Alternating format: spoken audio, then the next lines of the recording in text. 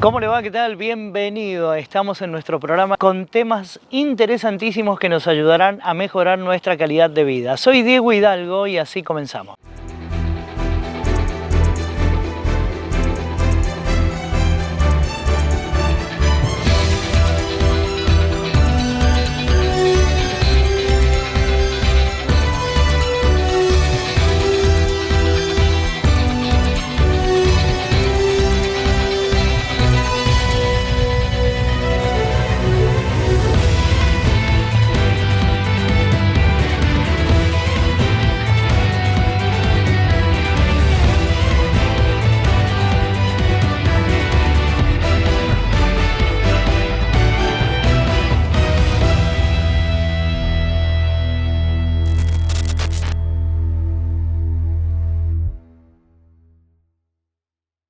El doctor José Luis Ochoa es médico flebólogo y junto a él vamos a conversar sobre el tratamiento de las varices cuando las venas están enfermas, pero en esta oportunidad el tratamiento será con espuma.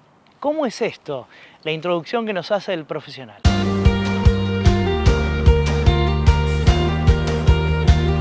Cuando uno tiene una insuficiencia venosa crónica con varices que ya se determina que requieren un tratamiento, el tratamiento se puede llevar a cabo de tres maneras.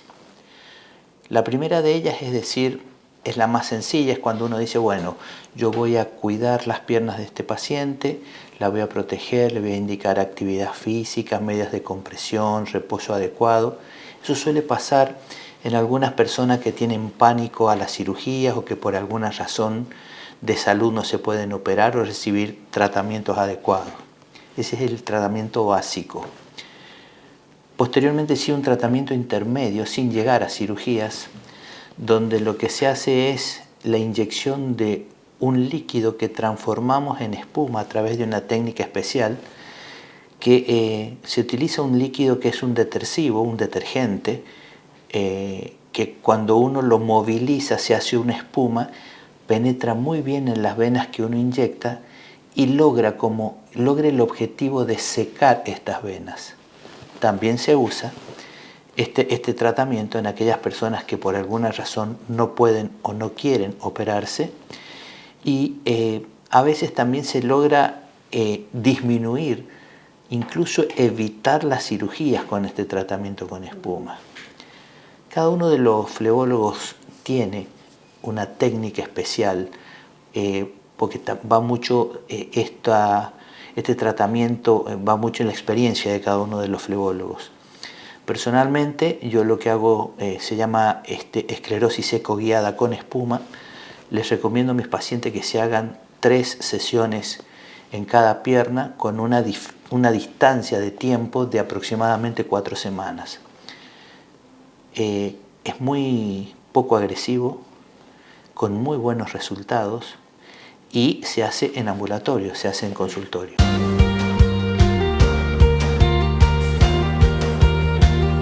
Y reforcemos el concepto de para quiénes. ¿Quiénes son candidatos, son susceptibles a someterse a un tratamiento con estas características?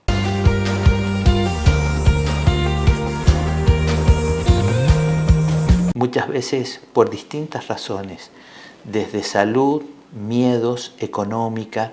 Hay gente, por ejemplo, que no tiene cobertura social y no puede acceder a los hospitales, una cuestión económica, gente que tiene problemas de salud que no les permite ir a una cirugía.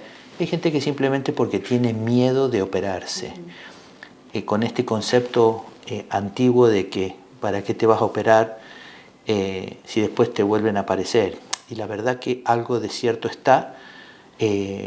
Siempre tienden a reaparecer las varices, en realidad no siempre, en un porcentaje que está medido. Es decir, cuando uno hace tratamientos adecuados sabe que más o menos el 60 o el 70% de los pacientes tienen la tendencia a recidivar a lo largo de 5 años.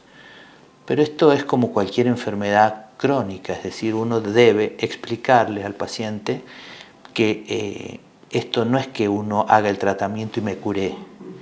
Hago un tratamiento, me mejoré a lo máximo que puedo llegar y año a año voy manteniendo este tratamiento, entonces siempre estoy en condiciones ideales con mis piernas. En eso se basa el tratamiento de la espuma.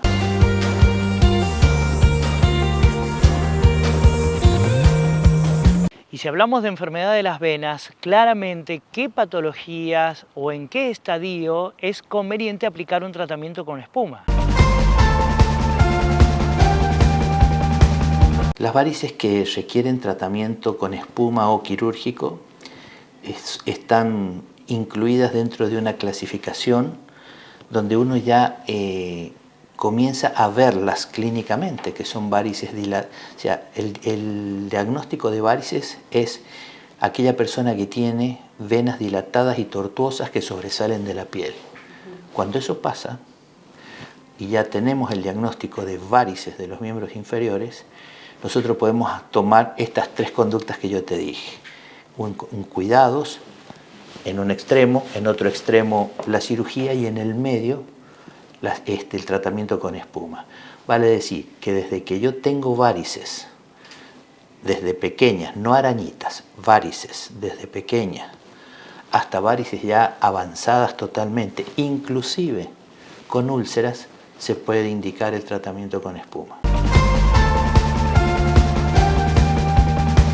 Cuando uno piensa en espuma, imagina una espuma generada por el jabón, por algún champú. Vamos a conocer claramente qué tipo de espuma es. El medicamento que se utiliza se llama polidocanol.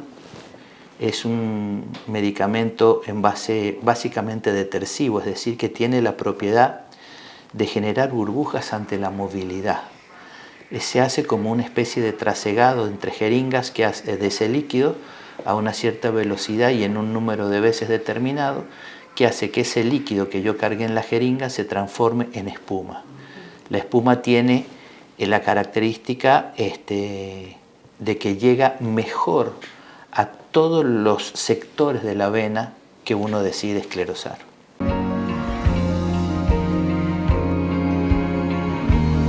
Doctor Ochoa, ¿hay contraindicaciones para este tratamiento?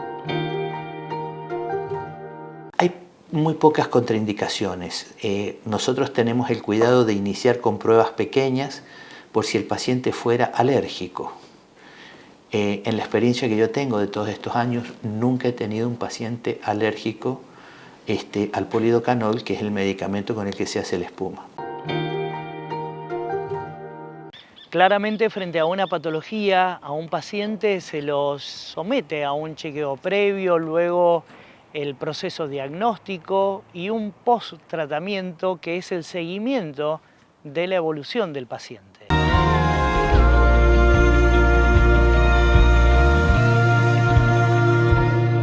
No solo se hace un ecodoppler previo, que es el que nos da diagnóstico de varices, sino que la esclerosis en sí misma se puede hacer ecoguiada, porque nosotros no solamente hacemos espuma en las venas que vemos a simple vista, sino que hacemos en venas más profundas, como por ejemplo la vena safena, donde necesariamente tenemos que hacerla a través de una ecografía. Hacemos una esclerosis ecoguiada con espuma, que es digamos, el ideal, siempre con ecografía, usando ecografía en el tratamiento. Y posteriormente, por supuesto, la ecografía de control post-esclerosis.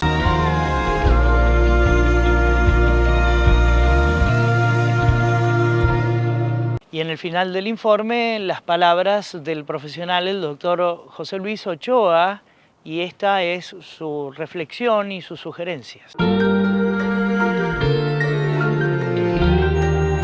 Si yo tengo que dar consejos, siempre les aconsejo a las personas que me consultan que se requieren básicamente tres cosas. En las que tienen varices, en las personas que ya tienen varices, se requieren tres cuidados básicos.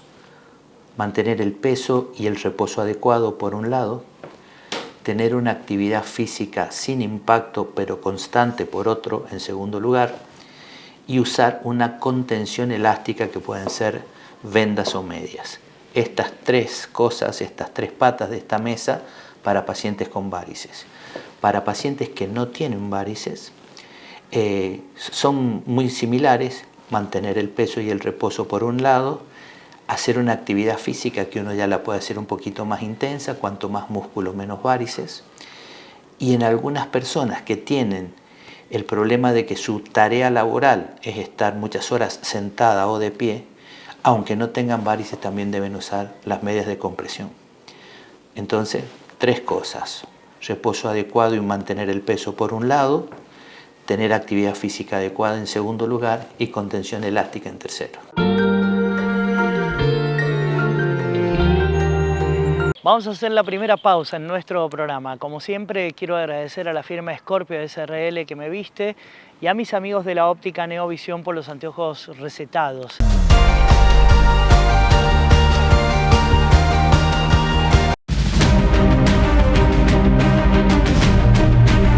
El plan de pavimentación sigue avanzando en toda la provincia. Ya pavimentamos más de 176 kilómetros de calles y rutas en distintos departamentos, mejorando la conectividad y la calidad de vida de miles de familias. Seguimos trabajando para que cada vez más vecinos tengan acceso a calles en buenas condiciones, con obras que facilitan el tránsito, reducen los tiempos de viaje y mejoran el día a día de los sanjuaninos. Más infraestructura para seguir creciendo y estar más conectados. San Juan Gobierno. Farmacia Zárate. Atención personalizada con farmacéuticos. Envíos a domicilio sin cargo. Alquiler y venta de productos de ortopedia y para internación. Farmacia Zárate. Farmacia de confianza. En calle Rivadavia, al lado del CIMAC. Atención, vecinos de Capital. Nueva fecha de prórroga para el pago de tus tasas municipales. Hasta el 31 de marzo de 2026, seguí aprovechando los descuentos. Pago anual, ahorrás 15%. Si pagas el semestre, un 10%. Y si estás al día con tus tasas del 2025, sumás un extra del 10%. Además, si te adherís al débito automático o si lo pagás en la web del municipio, tenés un 10% adicional. Podés descargar tus boletas desde la web municipiosanjuan.gov.ar o enviando un mensaje al WhatsApp 264-560-2660 o acércate por el municipio y te ayudamos. Paga online y con los medios de pago habilitados. Cumplí con tus vecinos, cumplí con tu ciudad y ganemos todos. Somos la ciudad de San Juan. El Hospital Privado de Nariz, Garganta y Oído cuenta con más especialidades para una atención integral. Profesionales con marcada trayectoria y tecnología de vanguardia. Único centro de atención permanente las 24 horas. Hospital Privado de Nariz, Garganta y Oído. Junto a los sanjuaninos. En Rehabilitar San Juan le mejoramos la calidad de vida a los sanjuaninos. Medicina laboral pre- y posocupacional, rehabilitación integral, neurología y fisioquinésica con última tecnología, servicio de internación con profesionales calificados en cada área, convenio con obras sociales. Rehabilitar San Juan, responsabilidad y calidad.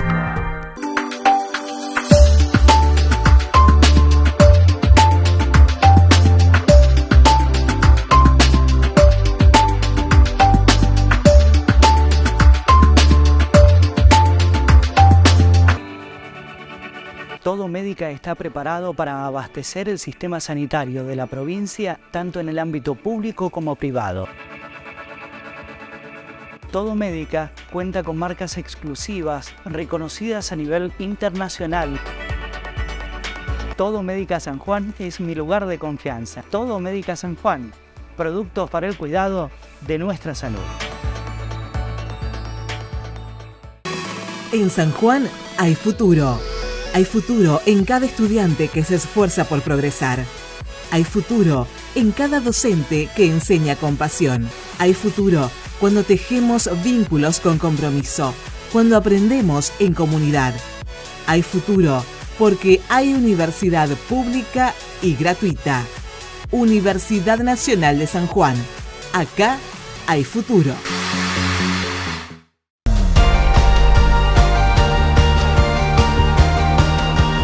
con especialistas de la Universidad Nacional de San Juan vamos a conversar a continuación sobre la silicosis. La silicosis es una enfermedad profesional. Vamos a definirla y conocer de qué se trata en la voz de estos profesionales. La silicosis es una patología, una enfermedad profesional que proviene o está presente en todo lo que tiene que ver con actividades como la minería, la construcción, ¿no? La inhalación de los polvos, los minerales que te puede llegar a causar algún daño en los pulmones. Que estamos en un contexto en el cual podemos convivir con esta enfermedad. También es una enfermedad prevenible, lo cual es importante conocerla. Y como la mayoría de los trabajadores o de las personas que son diagnosticadas con silicosis han estado expuestos laboralmente a la inhalación del polvo de sílice, es que hablamos de, al ser prevenible, de una patología que podemos estar conviviendo en un área, en una región donde las actividades productivas tienen que ver con la exposición a sílice. Entonces, ya ahí en la definición hay una cosa importante, es el agente.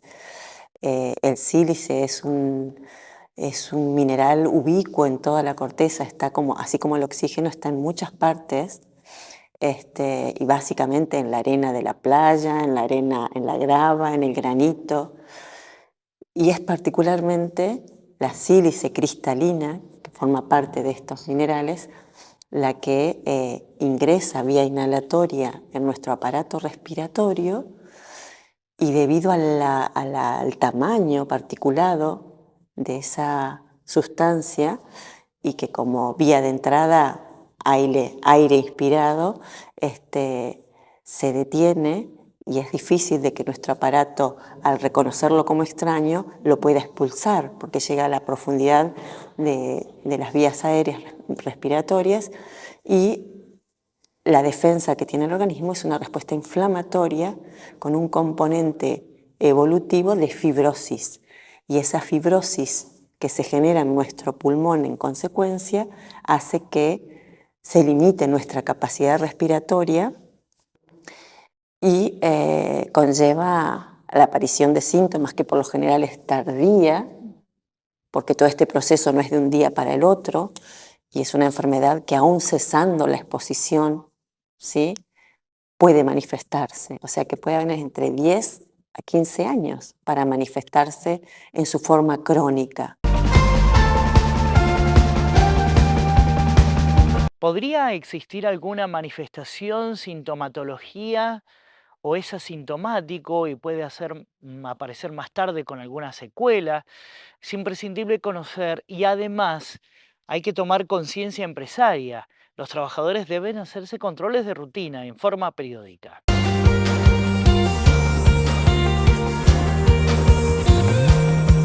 Mucho tiempo va a ser asintomática, y lo único que podemos pesquisar en un trabajador que esté expuesto a la gente es una radiografía positiva. Y esto tiene importancia después por el tema de las vigilancias para esos trabajadores. Pero el síntoma más temprano es la tos persistente, algo que puede ser inespecífico, porque muchas cosas pueden traer una tos persistente. Otra cosa es la aparición de expectoración o flemas, como comúnmente lo identifica el trabajador. Tengo flemas, y empieza a aparecer una dificultad respiratoria. Esa dificultad respiratoria, con el tiempo y progresivamente, se va intensificando. Al aumentar también la capacidad, la restricción de esa capacidad pulmonar por la lesión intrínseca en ese pulmón, lo que ocurre es un agravamiento de esa dificultad respiratoria, una insuficiencia respiratoria, una repercusión en el aparato cardiovascular, aparición de edemas en miembros inferiores, la coloración azulada de nuestros labios, que es el reflejo de una falla oxigenatoria a nivel intercambio aéreo gaseoso del pulmón, manifiestan ya un estado avanzado de la enfermedad, ¿sí?, que en la forma crónica y en la que se llega a estos estadios es de un 10 a 15 años post exposición inicial.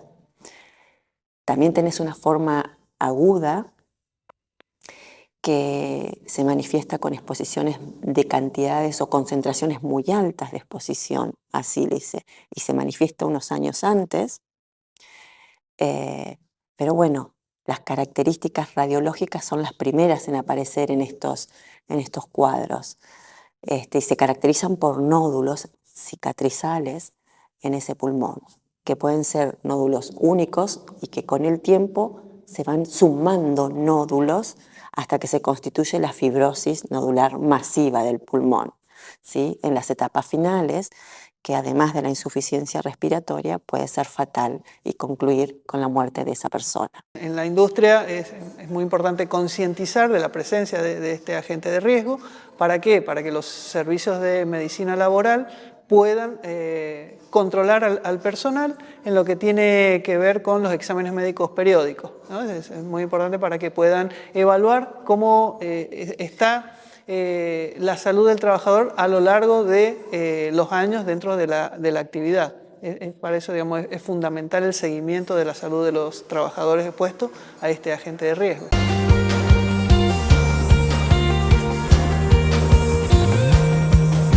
Y es aquí donde se torna imprescindible la higiene y seguridad para llevar adelante un seguimiento en los trabajadores y evitar que se enfermen. Por ejemplo, ahora con la silicosis, esta enfermedad profesional.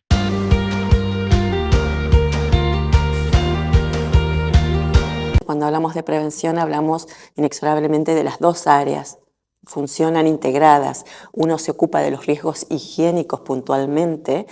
Ya has hablado seguramente con los colegas de higiene al respecto. Y la parte médica, que es empresas como la minería, la construcción, todo lo que es actualmente el procesado del material que incluye sílice, se ha expandido. Entonces tenés colocación de yeso en distintas actividades, ¿no? Todo lo que sea pulidos, trabajos de chorro con arena, digamos, en los esculpidos de superficies. Bueno, hay una infinidad de actividades, pero sí las predominantes son minería y construcción. En sus distintas tareas incluyen a la gente. Entonces lo importante es que estas actividades, conociendo esa exposición, sea declarada. Entonces en el sistema de riesgos del trabajo hay actores que son importantes. El empleador que declara el riesgo, el higienista que asesora a ese empleador, ¿sí? El trabajador que recibe la atención en cuanto a si es necesario medidas higiénicas para preservarlo de esa exposición, y la médica del área de salud, que por norma tenemos la resolución 3710, a esos trabajadores se los debe evaluar con una periodicidad anual, ¿sí? Además de un examen clínico físico, se le hace espirometría, que es una evaluación funcional del aparato respiratorio para ver cómo está esa capacidad respiratoria, y la radiografía de tórax, que se hace cada 2 años. Eso está normado en nuestro sistema de riesgos de trabajo y es una responsabilidad de la ART, conocido ese riesgo, concretarlos. En forma conjunta, entre el Servicio de Medicina del Trabajo y el Servicio de Higiene y Seguridad en el Trabajo, lo que hacemos es monitorear las condiciones y medio ambiente de trabajo para evitar que nuestros trabajadores se puedan llegar a enfermar, contraer esta u otro tipo de enfermedad presente en las industrias típicas donde puede aparecer este agente de riesgo, ¿no? Que minería, construcción.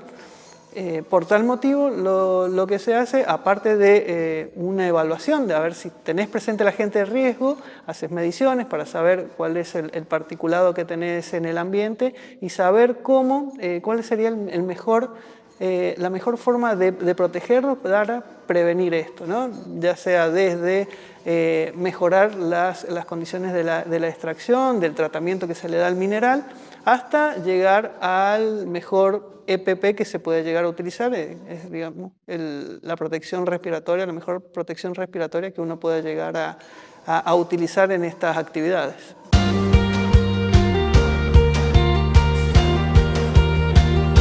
Hacemos la pausa en nuestro programa.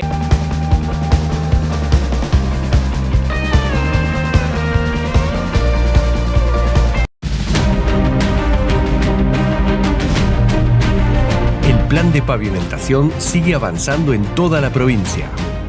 Ya pavimentamos más de 176 kilómetros de calles y rutas en distintos departamentos, mejorando la conectividad y la calidad de vida de miles de familias.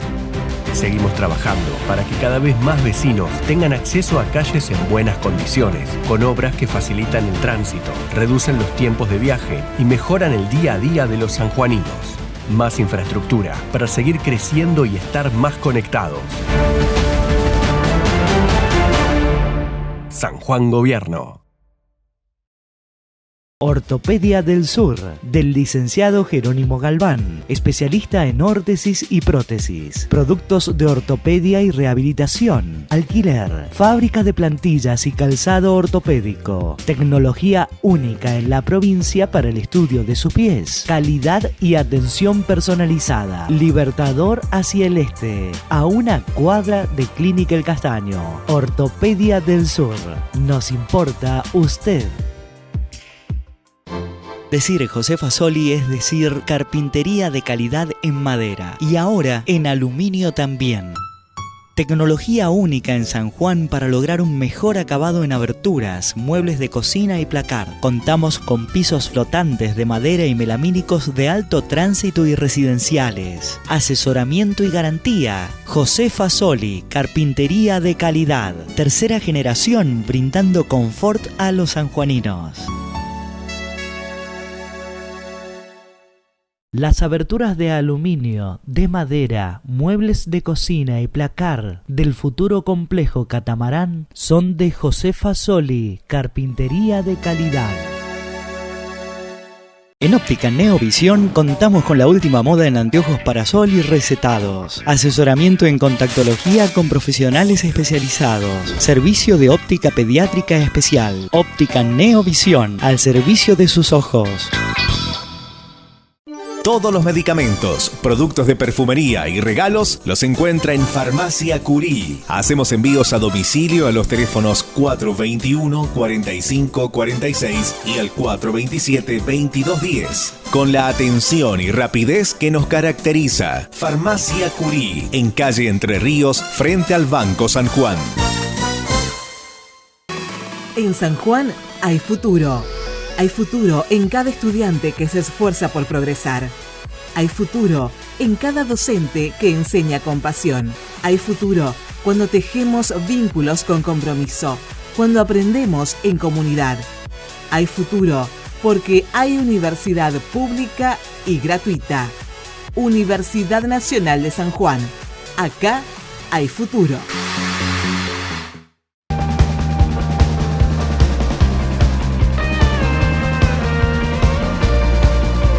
Vamos a hacer referencia al pie diabético y buscamos a una especialista de la Asociación Médicos de Cabecera, la doctora Gabriela Martínez. Ella es médica clínica especializada en diabetología y en pie diabético. Vamos a definir de qué estamos hablando cuando hablamos de pie diabético.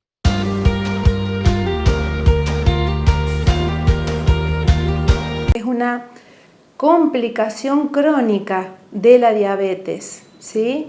Y no es algo que se desarrolla de un día para el otro, sino que se va desarrollando de una manera silenciosa a medida que pasa el tiempo. Y a medida que pasa el tiempo va lesionando a los nervios, por eso se habla de neuropatía diabética, y también afecta a los vasos sanguíneos, por eso hablamos de enfermedad arterial periférica, que es una falta de circulación, es decir, donde no llega la sangre y que el paciente el día de mañana que desarrolle, por ejemplo, una úlcera, va a tener problemas para la cicatrización. ¿Por qué? Porque el flujo sanguíneo no llega a ese lugar.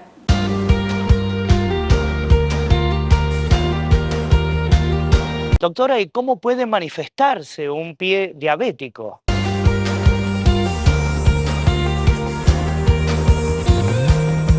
Las manifestaciones del pie diabético es a través de úlceras, de lesiones, de heridas, de infecciones, que si no se toman a tiempo en cuanto al tratamiento, pueden terminar en un desenlace que para mí es fatal y también para el paciente, que es la amputación.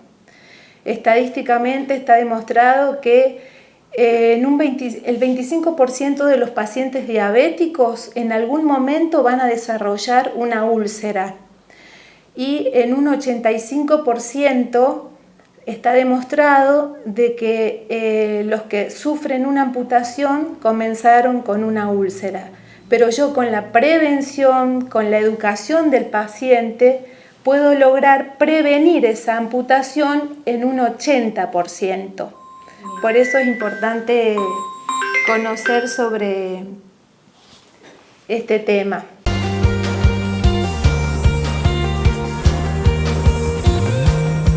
Vaya qué importante lo que sigue aquí en este informe con la doctora Gabriela Martínez.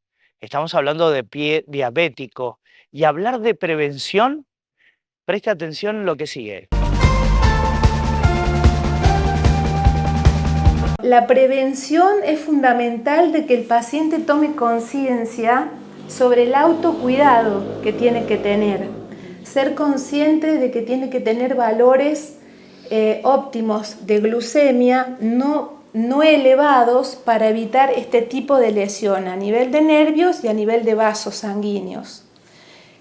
Por eso es importante que el paciente sepa que tiene que controlar sus glucemias, tiene que revisar todos los días de su vida sus pies para detectar una ampolla, detectar si tiene hongos en las uñas o si tiene hongos entre los dedos de los pies, si tiene alguna herida, porque muchos de ellos a medida que pasa el tiempo pierden la sensibilidad y hay gente que tiene un oficio que, bueno, por ejemplo, vienen y me dicen, sufrí un accidente, me clavé un clavo o un vidrio, o muchos van a pasear a la montaña y vienen con la zapatilla atravesada con una espina y no se dieron cuenta que sufrieron esa pequeña herida y ahí es cuando hay que tomar medidas para prevenir una mayor complicación, que es la infección, la ulceración que va a ir ganando profundidad, puede llegar hasta el hueso, generar una osteomielitis, complicar el estado general del paciente y decidir la amputación, que es lo que nosotros no queremos que el paciente sufra. Una persona con diabetes debe buscar el calzado adecuado para evitar complicaciones, pero además someterse a un estudio de sensibilidad. Y no solo eso, también medir la presión vascular.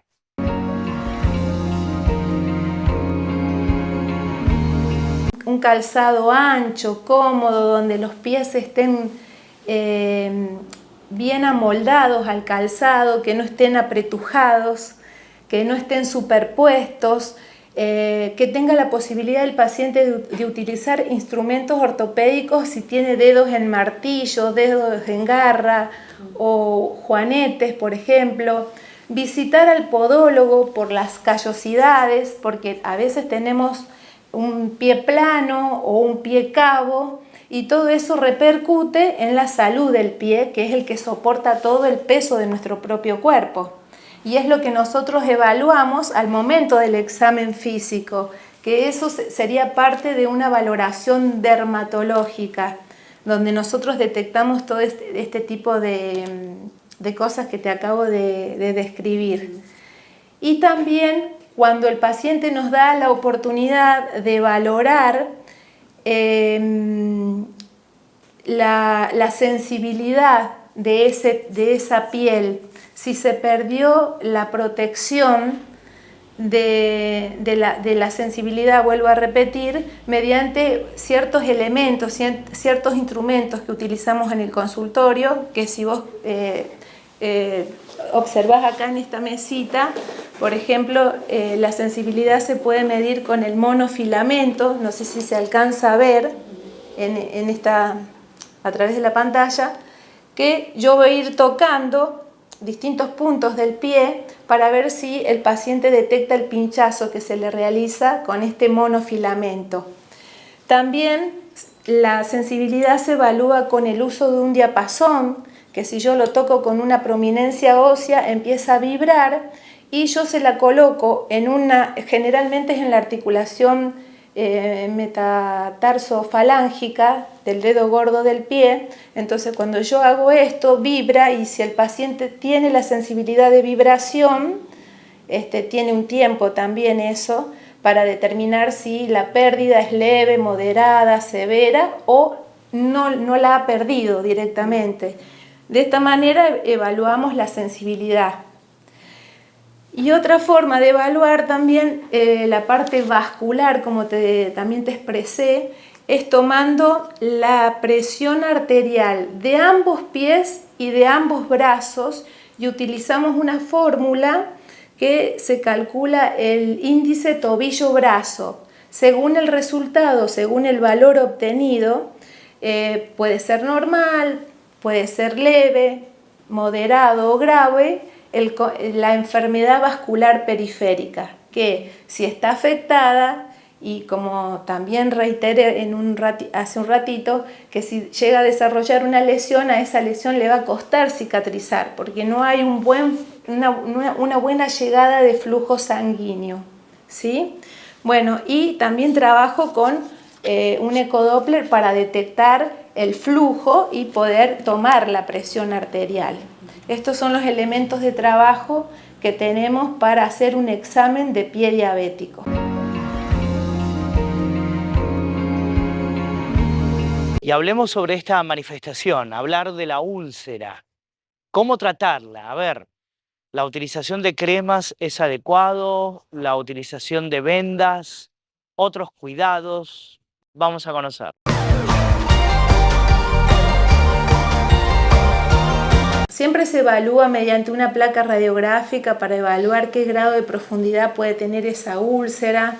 A veces comienza con una simple ampolla, a veces esa ampolla se infecta y progresa a una úlcera y a veces llega a comprometer el sistema óseo, como yo te decía. Y es lo que nosotros vamos evitando con el uso, por ejemplo, de apósitos. Apósitos que tienen ciertos componentes que ayudan al proceso de cicatrización, pero previo a eso tenemos que utilizar un debridamiento enzimático, que es a través del uso de cremas o hidrogeles que tienen también componentes que se comen el tejido que no está vivo, sino que está muerto. Es cuando hablamos de necrosis. Y a veces, a veces es muy evidente la necrosis, se ve como un tejido de color negro, es necesario el debridamiento mediante el uso del bisturí para lograr nosotros limpiar esa úlcera y aplicar este tipo de apósitos que van a ayudar y a contribuir a la cicatrización. Pero también tiene que ver el control metabólico del paciente, que logre controlar sus valores de glucemia. Hay que ver si desarrolló ya una neuropatía, es decir, si sus nervios están afectados, y tener en cuenta la circulación, que ahí es cuando intervienen otro tipo de profesionales, como son el cirujano cardiovascular, el infectólogo, el traumatólogo, el mismo diabetólogo, también el kinesiólogo, para poder contribuir porque a veces el paciente no tiene que apoyar el pie para darle la oportunidad de que esa úlcera se cierre y no se complique a esta consecuencia que es la amputación en sí.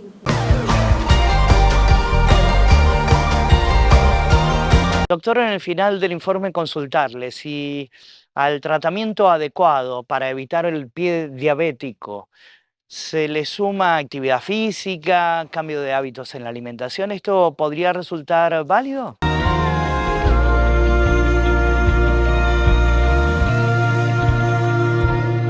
Totalmente, totalmente. Por eso cuando le hacemos un abordaje al paciente, no nos focalizamos nada más que en el pie.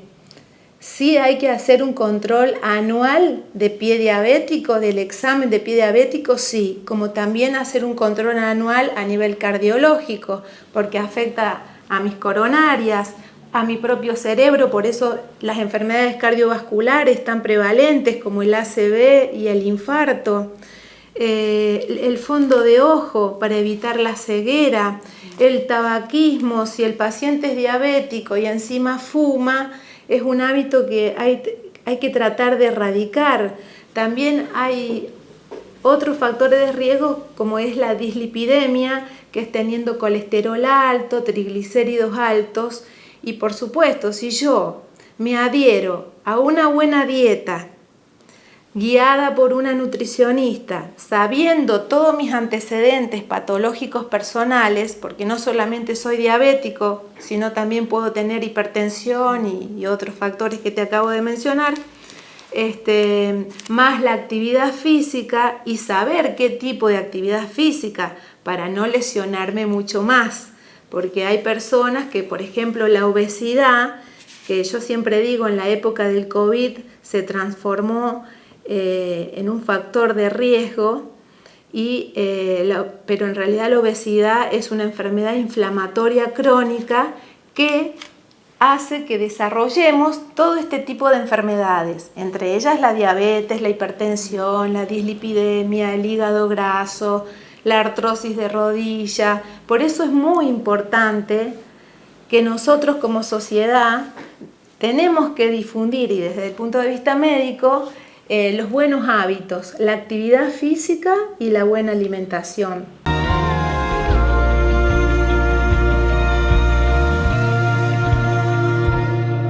Vamos a hacer la última pausa en nuestro programa. Como siempre, pedirte que tomes papel y virome para agendar los datos importantes que llegan en nuestra guía profesional. No te vayas.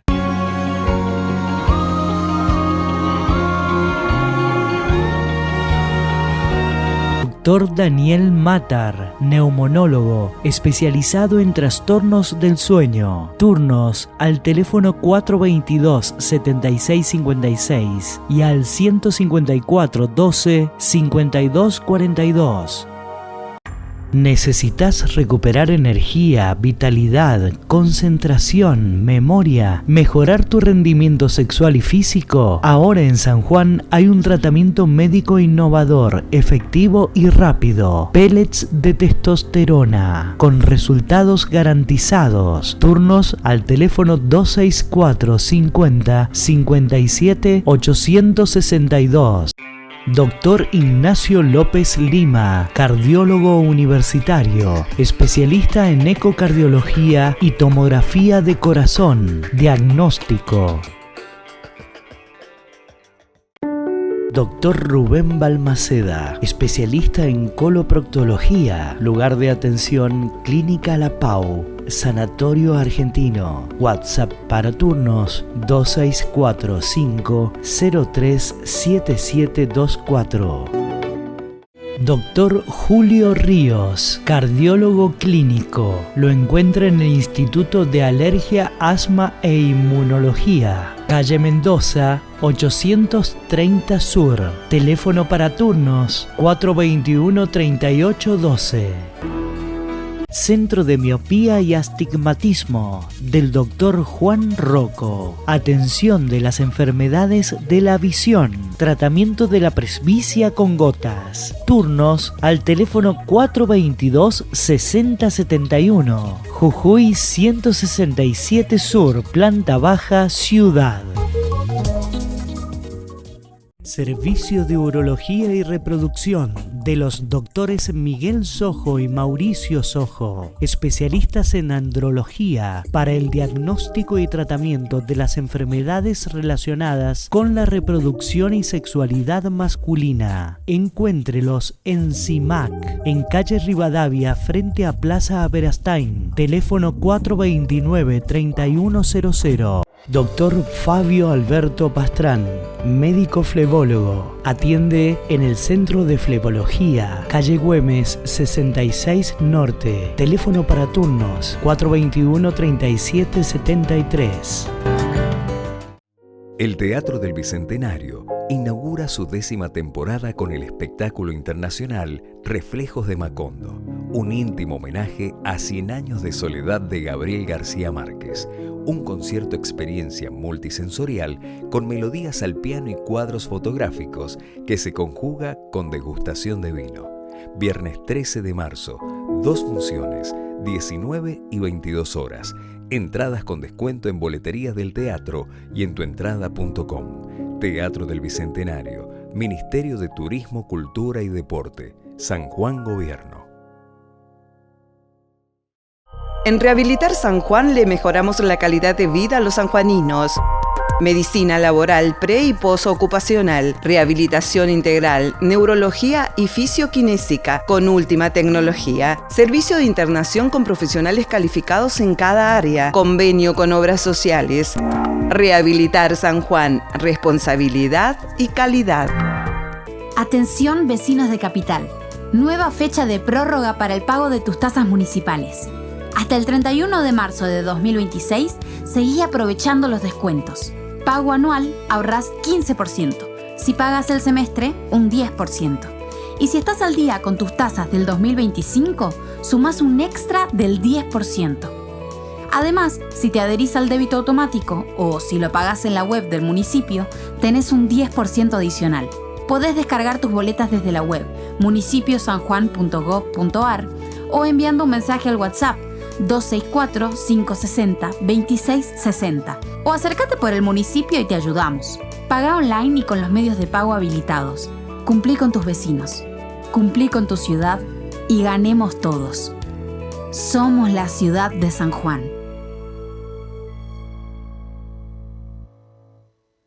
El Hospital Privado de Nariz, Garganta y Oído cuenta con más especialidades para una atención integral. Profesionales con marcada trayectoria y tecnología de vanguardia. Único centro de atención permanente las 24 horas. Hospital Privado de Nariz, Garganta y Oído. Junto a los sanjuaninos. Decir José Fasoli es decir carpintería de calidad en madera y ahora en aluminio también. Tecnología única en San Juan para lograr un mejor acabado en aberturas, muebles de cocina y placar. Contamos con pisos flotantes de madera y melamínicos de alto tránsito y residenciales. Asesoramiento y garantía. José Fasoli, carpintería de calidad. Tercera generación brindando confort a los sanjuaninos. Las aberturas de aluminio, de madera, muebles de cocina y placar del futuro complejo Catamarán son de José Fasoli, carpintería de calidad. La Asociación Médicos de Cabecera cambió su domicilio para ampliar sus servicios y brindar calidad en la atención de sus pacientes. Profesionales reconocidos con un amplio espectro de especialidades para proteger a los abuelos y sus familias. Encuéntrenos en General Paz 156 Oeste, entre Sarmiento y Entre Ríos. Teléfono 421-8222. Asociación Médicos de Cabecera. Salud de primer nivel.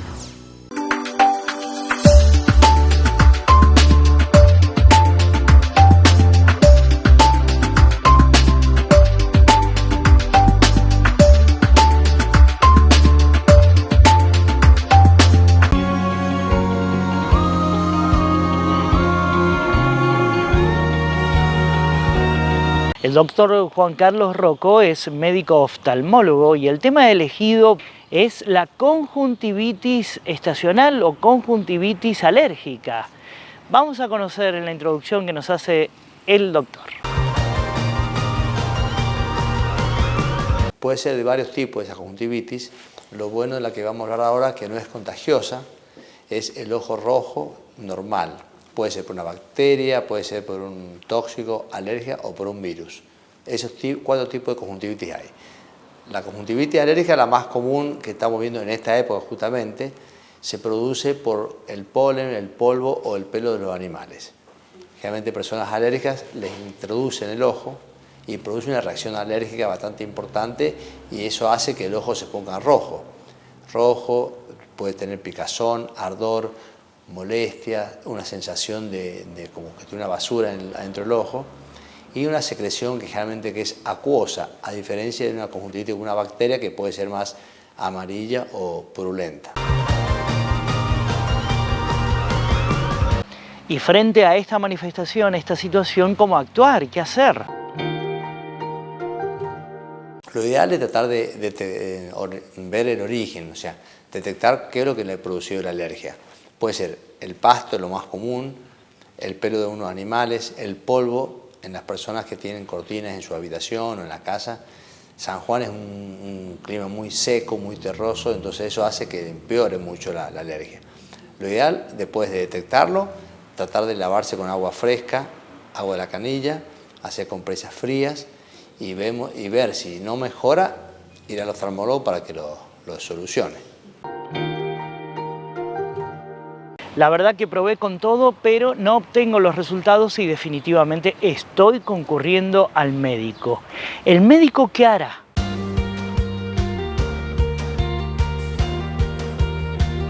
El médico lo va a ver y con los aparatos nos vamos a decir bien qué tipo de conjuntivitis es.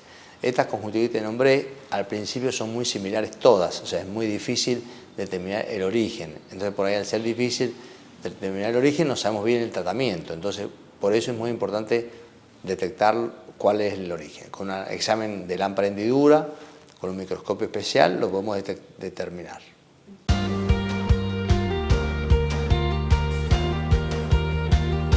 Y habrá un tratamiento, lógicamente, luego de alcanzar un diagnóstico. Veamos.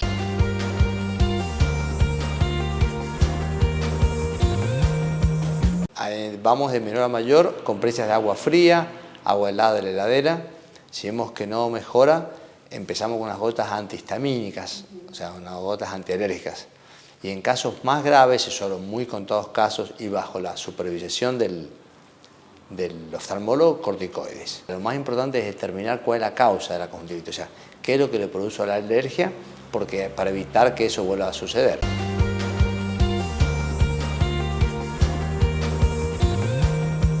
El médico mencionó gotas, claro. El año pasado yo compré unas en la farmacia y las tengo guardadas en la heladera, así que voy a ocupar esas gotas y ese pensamiento mío es el de muchos, seguramente. ¿Es el pensamiento correcto, doctor?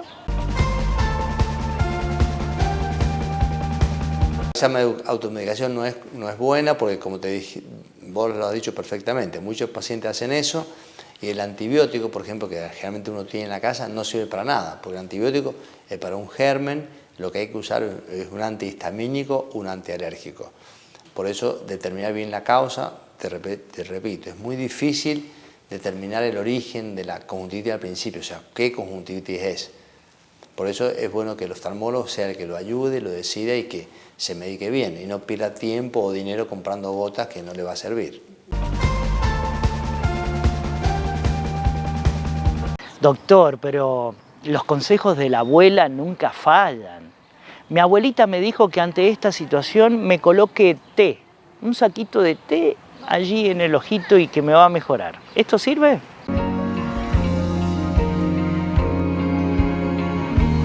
El té es una bebida astringente y mal no le va a hacer. Por ahí es difícil que sea tan efectiva como una gota con antihistamínicos. Lo que sí, unos paños de agua fría, eso le va a calmar bastante. Si el té está frío también le va a calmar, pero ver qué tipo de conjuntivitis es, en qué grado está y que el oftalmólogo lo ayude.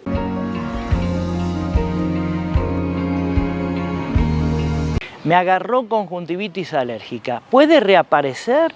Vamos a escucharlo al médico. Generalmente sí, en esta época es muy común esta conjuntivitis. Las personas que son alérgicas empiezan en la época del brote, de septiembre, los vientos, sonda, todo eso, agosto, septiembre, y empieza a aparecer. Entonces empieza y hasta que no empiece el invierno no se les va. Las personas que son antialérgicas son muy frecuentes esta conjuntivitis. ¿Y este tipo de conjuntivitis puede darse en cualquier edad? Vamos a escuchar también las recomendaciones de parte del profesional.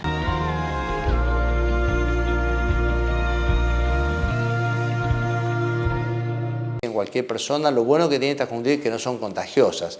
Es una cosa que me preguntan los pacientes.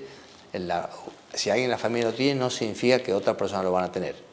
Pero sí hay que tener cuidado, lavarse bien las manos con agua y jabón. Si trabajan con plantas, personas que trabajan con plantas, ama de casa, y eso es común. La planta tiene muchas sustancias que producen alergia, así que hay que lavarse bien las manos, usar guantes y no tocarse la cara.